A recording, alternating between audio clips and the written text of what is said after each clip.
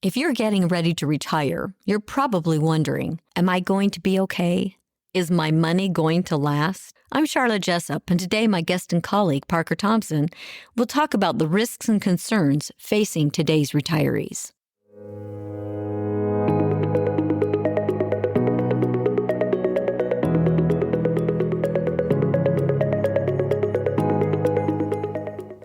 Welcome to the SFS Power Up Wealth podcast, where we provide impactful insight and expert opinions on timeless financial principles and timely investment topics, preparing you to make smarter decisions with your money.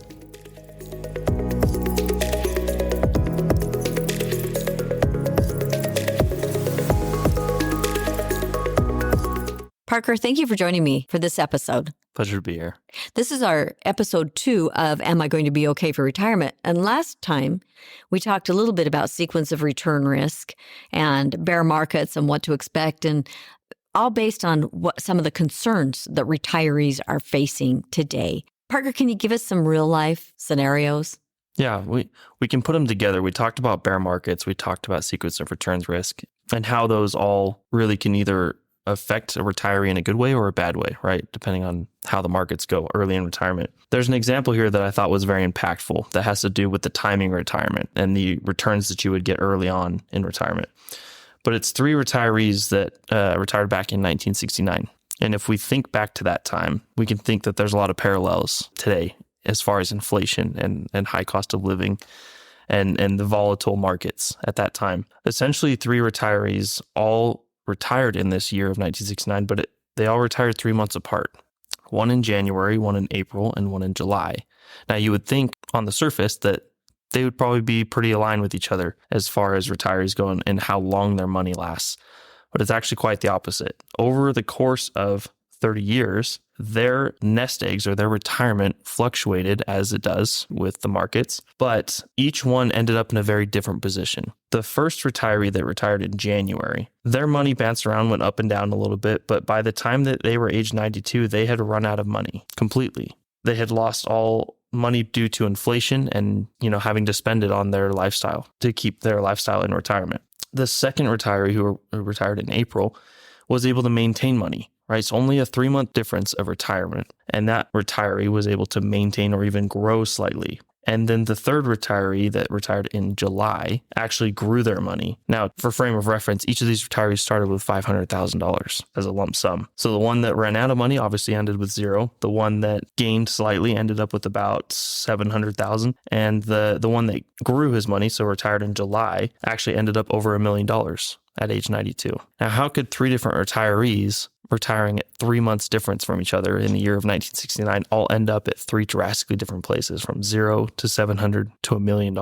That's the risk of sequence of returns and bear markets and the power of losses, right? And the timing of retirement specifically. We don't always think that, we need to retire at a specific month. We always think, well, a certain year, and we hope that that's a good year for the market. Because if it's not, then we get into some of these risks of our money may not make it, right? It may not last for us. I just think that this example was really impactful to show that even the slightest difference in timing, depending on where the market is and what happens over the next decade or so, your retirement can really affect how your money lasts. It is impactful. People don't, I think, recognize how significant the timing of market and distribution of money are when you combine them together. It can really have different outcome and unfortunately some really negative outcomes in the long run. And in our planning, we do that. People think of losses and they don't really think of the full impact. But tell us what it takes when you have a loss in your portfolio. What do you have to do to get back where you were?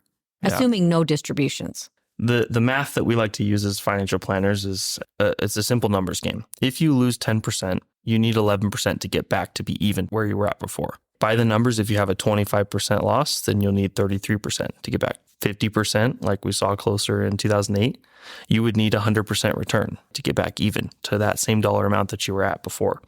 And like you said, this is without distributions. And for most of our retirees, we see that they need to complement their Social Security and their pension, if they have one, their income, they need to complement it with their own assets that they've saved up. And it's becoming more relevant as pensions are going away and Social Security has some questions over the next few decades. People are going to rely more and more on their own money that they've saved up and been able to invest.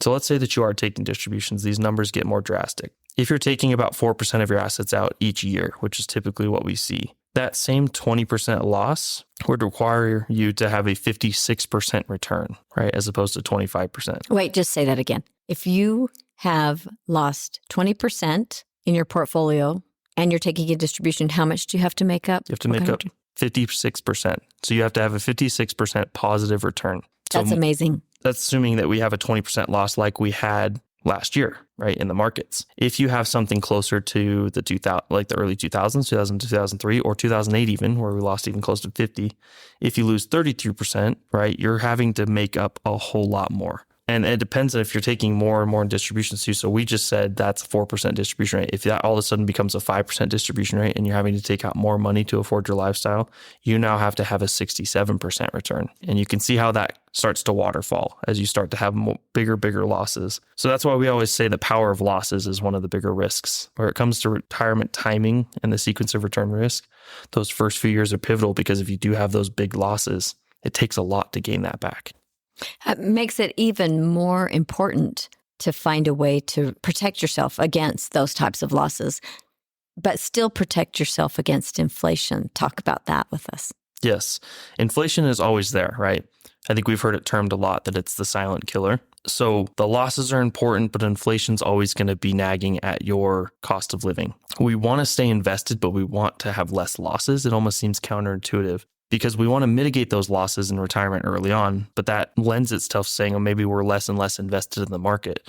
However, over the long term, if you're not invested in the market and inflation is starting to, grow, like we saw in the last year hitting almost 9%, if inflation is even at a consistent 3 or 4%, you have to earn more than that for your money to work for you. Otherwise, your cost of living starts to drag on your portfolio. In other words, inflation can really kill your portfolio over the long term. You need to be earning at or above inflation rates each year for that money to continue to grow for you in retirement. And that's hard to do when you're not in the market. So we see that where a lot of people get spooked by those early losses in the timing of their retirement, and they get out of the market and they lose out on a lot of the gain, and inflation starts to eat at them and starts to chunk away at their portfolio to the point where sometimes at the end of retirement, they run out of money earlier than they think. Scary. So how do we protect our clients, or strategies do we use to help prevent that and help them stay invested? Overall, generally, people want to try to mitigate losses as much as possible. And now, this is a technical term that we use in the financial planning industry called standard deviation. And I think for those who maybe want a revamp of their math class in high school, standard deviation is just the variability of how high or low their dollar amount, in this case, their investment, can go, right, with the market. So what's the chance that the market could lose 30% versus what's the chance that it could gain 30%, right? And how often does that happen? We sometimes call that volatility. So standard deviation, we want to try to mitigate that, because if your portfolio has less of a chance to drop 30 or 50%, then you have less of a chance of running out of money, because you don't have to gain back a lot more to mitigate those losses, to basically recoup some of the money that you've lost. Something that we do is just picking the right selection of funds or stocks in your portfolio to create the right standard deviation, right? If your standard deviation of the market is, let's just say 15%, then you want to have something less than that. But it's hard to sometimes pick the right stocks or funds that can lend itself to that risk. At Smedley Financial, we actually have the lifetime income plan that does a lot of this for us, right? We explained this in the last episode, where by putting our money in different buckets at different risk levels, we're able to have some that's long-term that can grow and be acceptable, fluctuating up and down. But the money that we're drawing on right now, we have more conservative. And if we need to pull from it, it doesn't lose as much. So that's one of the things that we do. Another way is just active management. Sometimes we can see there's economic indicators and factors, and we're able to say, hey, maybe we want to reduce risk in our investments right now and wait to see what happens in the economy and put it back at the right time, right? So that's just timing of investments. It's like a barbell approach, because we have two things.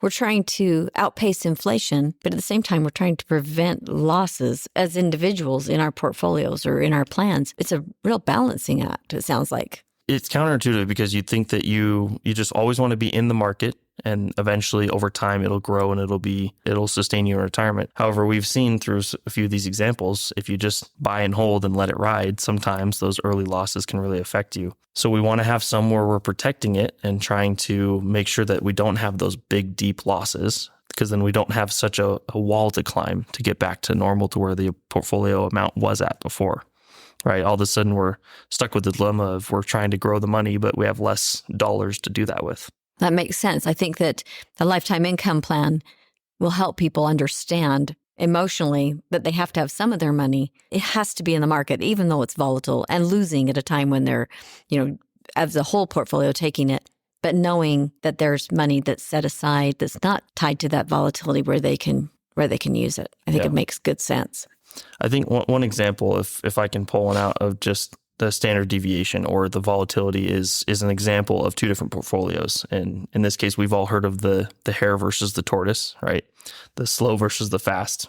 In this case, we saw an example where they put two portfolios up against each other. So $2 amounts that someone starts with in retirement. In the first 10 years of their retirement, one matches the exact return of the markets themselves, right? That's the hare portfolio. So the same standard deviation, the same risk as the market. There's no protection whatsoever. So it loses more when the market goes down and it gains more when the market goes up. Or as opposed to the tortoise portfolio, so the slow and steady one, is half of that standard deviation. So half the volatility, which means when the market loses, let's say in the first year, in this case, 26%, the tortoise portfolio will only lose 13%. What we notice is over a 10-year period that the tortoise portfolio actually ends up with more money at $100,000 as opposed to $90,000, right? And they both began with $100,000.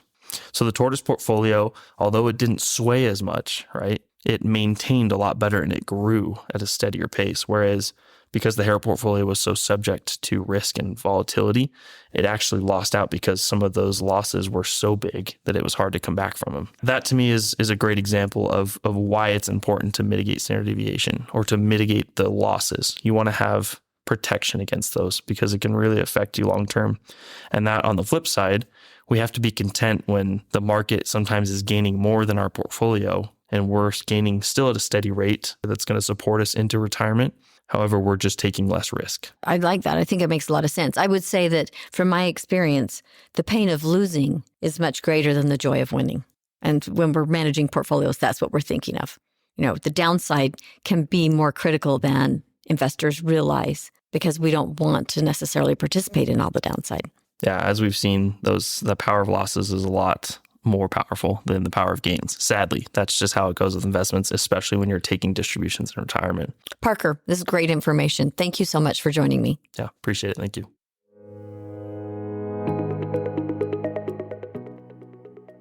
Thank you for joining the Power Up Wealth podcast.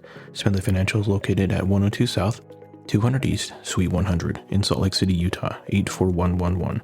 Call us today at 800-748-4788.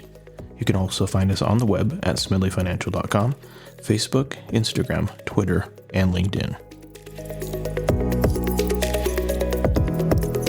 The views expressed are Smedley Financial's and should not be construed directly or indirectly as an offer to buy or sell any securities or services mentioned herein. Investing is subject to risks, including loss of principal invested. Past performance is not a guarantee of future results. No strategy can assure a profit nor protect against loss. Please note that individual situations can vary. Therefore, the information should only be relied upon when coordinated with individual professional advice.